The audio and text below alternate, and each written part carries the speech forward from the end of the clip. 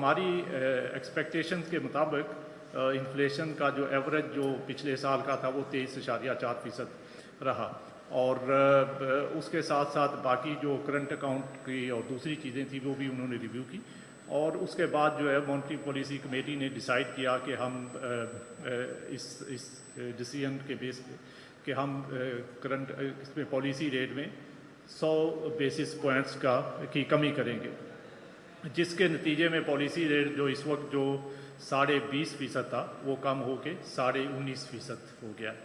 तो और ये अगली मॉनेटरी पॉलिसी तक रहेगा। उसके बाद सितंबर में फिर दोबारा से मॉनेटरी पॉलिसी कमेटी की मीटिंग होगी, तो उसमें फिर दोबारा से जो है वो अगली डेवलपमेंट्स जो है रिव्यू की जाएंगी और उसकी लाइट में फर्दर डिसीजन लिया जाएगा। पर इस वक्त जो पॉलिसी रेट को 20.5% से कम करके 19.5% कर दिया और ये कल से जो है वो इफ़ेक्टिव हो जाएगा।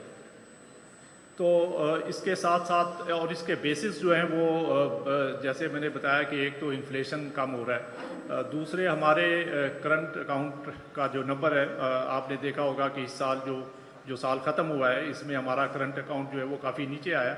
करंट अकाउंट डेफिसिट जो है जो कि अगर आपको याद हो तो माली साल 22 में $17.5 बिलियन था करंट अकाउंट का डेफिसिट, जो पिछले साल 2023 का साल था उसमें कम होके तो ये $3.3 बिलियन हो गया था। तो इस साल जो है वो नंबर सिर्फ जो है वो $700 मिलियन है और $700 मिलियन जो है वो 0.2% ऑफ जीडीपी जो है वो आता है। पिछले साल ये कोई 1% ऑफ जीडीपी था और उससे पिछले साल 2022 में 4.7% ऑफ जीडीपी था। तो इसमें आप देखें कि मुसलसल जो है वो बेहतरी आ रही है। और इसके साथ साथ स्टेट बैंक के रिज़र्व जो है उनमें भी काफ़ी बेहतरी आई है। पिछले साल जून के अंदर हमारे रिज़र्व जो है जून 2023 में 4.4 बिलियन थे, 4 बिलियन से थोड़े ऊपर, जो इस साल के जून में 24 में बढ़कर 9.4 बिलियन हो गए। तो इसमें तकरीबन 5 बिलियन का जो है वो हमारा जो है वो इजाफा हुआ है। और ये इसके बावजूद है कि हमने टोटल जो इम्पोर्ट्स हैं उसको ओपन कर दिया है और हर तरह की इंपोर्ट्स हो रही हैं। इसके अलावा जो दूसरी फॉरेन एक्सचेंज की पेमेंट्स हैं वो भी टाइमली बेसिस पे हो रही हैं। हमने सारी डेट सर्विसिंग जो है उस साल के दौरान जो थी वो भी उसमें एज़ पर हमारी जो मेच्योरिटी थी उसके मुताबिक की है। और ये सब करने के बावजूद भी हमारे रिजर्व में इजाफा हुआ है और इसके साथ साथ हमारे एक्सटर्नल अकाउंट में काफ़ी बेहतरी आई है। तो इन सब डेवलपमेंट्स को देखते हुए कमेटी ने ये 100 बेसिस पॉइंट्स की कमी का जो है वो ऐलान किया है। अब मैं 2 चीज़ें आपके साथ 2 से 3 और बातें करना चाहता हूँ और उसके बाद फिर आपसे क्वेश्चन आंसर होंगे।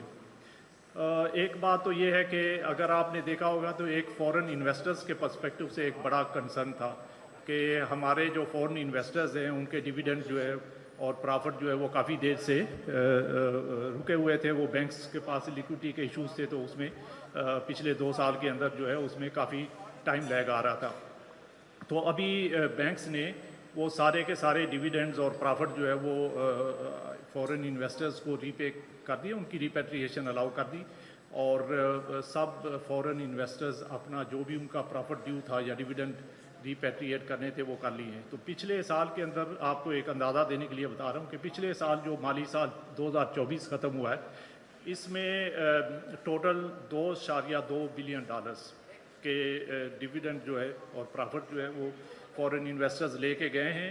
ये उससे पिछले साल जो है वो सिर्फ 300 मिलियन के करीब था।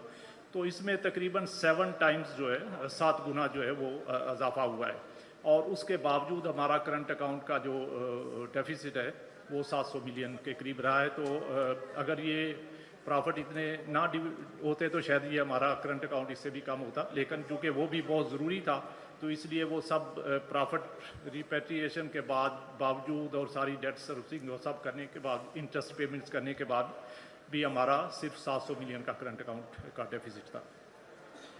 और इसके अलावा हमने जो दूसरी पेमेंट्स हैं जिसमें कि एयरलाइंस की पेमेंट्स हैं, रॉयल्टीज़ पेमेंट्स हैं, टेक्निकल फ़ीस की पेमेंट्स हैं, उसमें भी काफ़ी बेहतरी लेके आए ताकि जो भी उसमें जो हमारी जो ऑब्लिगेशंस हैं फॉरेन एक्सचेंज रिलेटेड उनको पूरा किया जाए।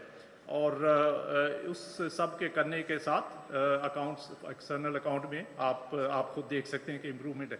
इसके अलावा एक जो इंपोर्ट रिलेटेड अक्सर मैंने देखा है कि मुख्तलिफ एनालिस्ट बात करते रहते हैं कि कोई इंपोर्ट रिस्ट्रिक्शंस हैं या इस तरह की बात है, तो मैं आपको यकीन दिलाता हूं कि हमारी तरफ से, सेंट्रल बैंक की तरफ से किसी किस्म की इस वक्त कोई रिस्ट्रिक्शन नहीं है। सब इंपोर्ट्स जो हैं वो अपने जो जैसे कमर्शियल इंपोर्ट्स हैं या दूसरी इंपोर्ट्स हैं, जो भी इंपोर्टर उसमें इंपोर्ट करना चाहता है वो अपने बैंक के पास जाता है और बैंक को अगर वो कस्टमर एक्सेप्टेबल है और वो ट्रांजैक्शन करना चाहता है तो वो ट्रांजैक्शन वो कर सकते हैं बगैर स्टेट बैंक के पास आने के और बगैर हमारी किसी क्लियरेंस के। और ये इस बात से भी आप देख सकते हैं कि हमारा इंपोर्ट का टोटल जो बिल है, मंथली बिल, वो ग्रेजुअली जो है उसमें इजाफा हो रहा है। जो पिछले साल 3.5 बिलियन के करीब पर मंथ इंपोर्ट्स होती थी, इस वक्त जो पिछले महीने जून 2024 में ये 4.9 बिलियन की इंपोर्ट्स हुई हैं। तो आप देखें कि 3.5 बिलियन से 4.9 बिलियन तकरीबन 1.4 बिलियन का इसमें मंथली इजाफा हुआ है। और उसके बावजूद हमारे फॉरेन एक्सचेंज रिजर्व में भी इजाफा हो रहा है। और इसको अगर आप पीछे थोड़ा सा चले जाएं तो ये फर्स्ट क्वार्टर ऑफ 2023 का जो फिस्कल ईयर है, जुलाई टू सितंबर 2022, उस वक्त ये इंपोर्ट्स जो है एवरेज जो मंथली इंपोर्ट्स थी $5.5 बिलियन थी। और उस $5.5 बिलियन में ऑयल इंपोर्ट्स जो हैं वो $2.3 बिलियन थी और दूसरी जो इंपोर्ट्स हैं नॉन ऑयल वो $3.2 बिलियन थी। तो इसमें हमारी ऑयल इंपोर्ट्स जो हैं वो आहिस्ता आहिस्ता कम हुई हैं और उसकी बहुत सारी रीजंस हैं।